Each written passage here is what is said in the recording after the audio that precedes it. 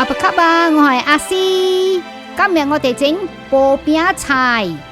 It's a Hokkien salad and 薄餅菜 in Cantonese, I don't think there's a name for it. 即係話薄餅菜。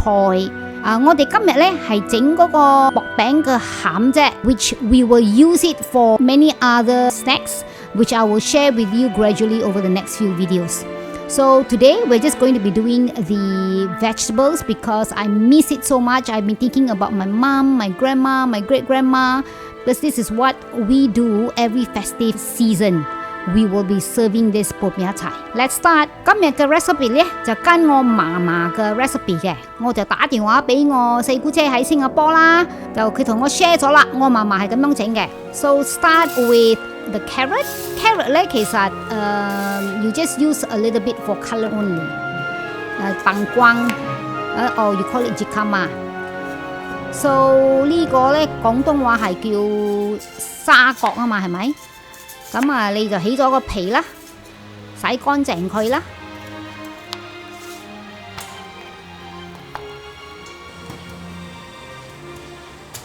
And then you julienne it. You can use machine, yeah, to julienne it, but according to my grandma, even my great-grandma, my mom, my mother-in-law says the same.That it doesn't taste as good. Use machine， 因為咧你用啲 machine 咧，佢會出晒水啊嘛。And 呢個沙葛咧係好甜噶，你要佢maintain嗰個水，所以係咯，我屋企人咧全部都 insist on 親手自己切，所以好多功夫。And carrot, you don't have to use too much. Carrot is more for a little bit of color.So same thing, you julienne everything.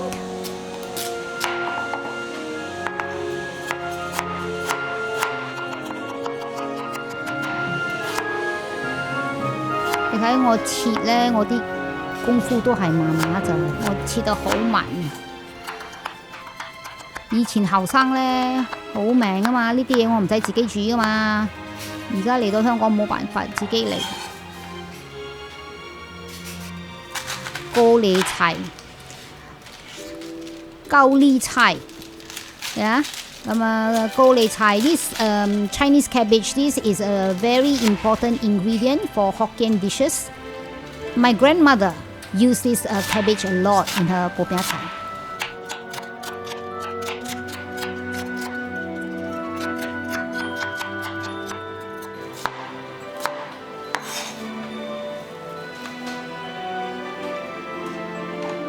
And then French beans, we call it au gui tao. So you want to pull out, and then cut it off. You know, you see the black parts there. 你切咗呢度咧，有時咧佢會有 there are some worms, you know, that could be hiding. So you see, there's a part there, and you cut off that part. You don't want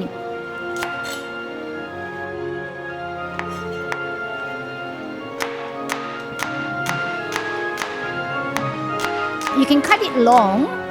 I cut it round shape. 因為咧，我四姑姐話有時我要整啲糕咧，你係長形嘅咧，佢會整到佢嘅皮。咁你要包嗰陣咧，整到你嘅嗰啲皮會爆。所以咧，我今日咧係切佢圓身啲嘅。And you smash your garlic and chop your garlic.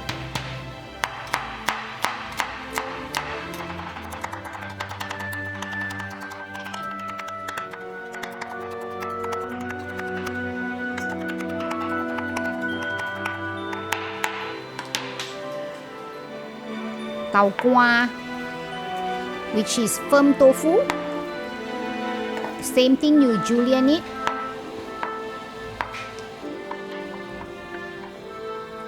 You will see that this dish is lots of protein and lots of fiber. Very, very healthy. 我好鍾意食呢個 dish。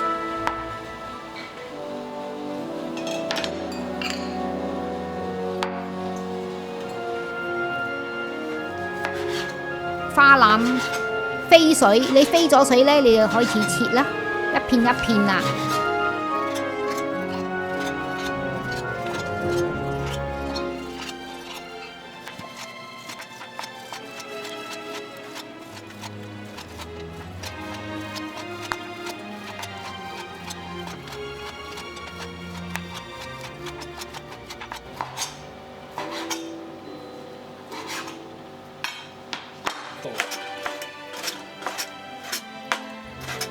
be able to eat the prawn meat. So don't cut it too small, yeah? Just cut it into bite sizes.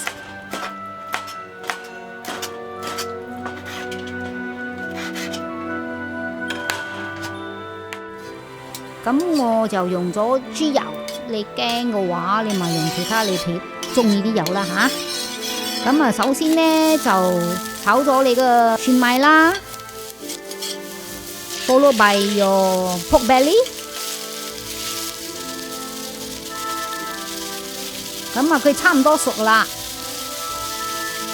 咁啊，加個蝦落去啦。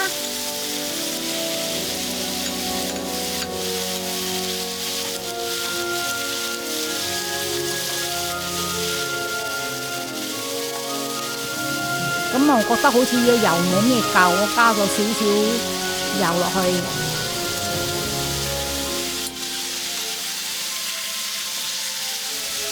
And when your prawn is cooked, so next 笨棍我哋福建話叫笨棍沙角啊。So 呢個沙角呢，佢會出水嘅喎。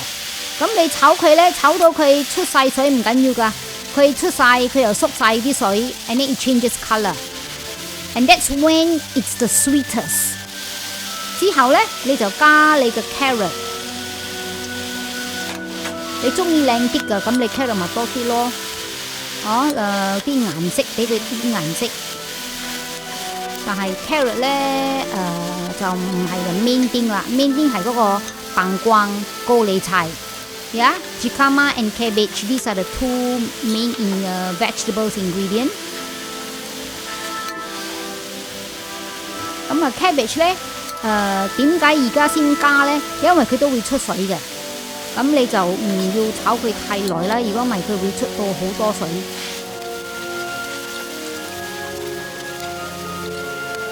So when your cabbage soften, that's when you add in the tofu。咁呢個係跟住我嫲嫲嘅 method 啦，佢豆腐呢而家先落嘅。我媽咪煮呢就少少唔同，今日我哋講我嫲嫲嘅 recipe 啊，係咪好健康呢？